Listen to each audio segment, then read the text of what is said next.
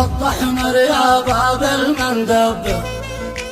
للرحلات الصهيونية، حاصرها في البحر الأحمر بالقوات الصاروخية، من أرض الهيمن والحكمة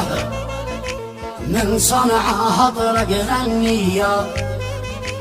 تحرير الأرض المحتلة والقبلات الإسلامية، لا نستسلم لا نتراجع ولا نعلنها سلمية، مهما تضرب مهما تقصف هالاسطول الأمريكية.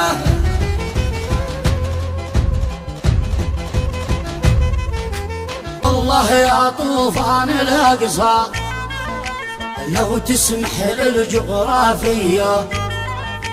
لا شارك جنبك وقاتل في الجبهات الميدانية،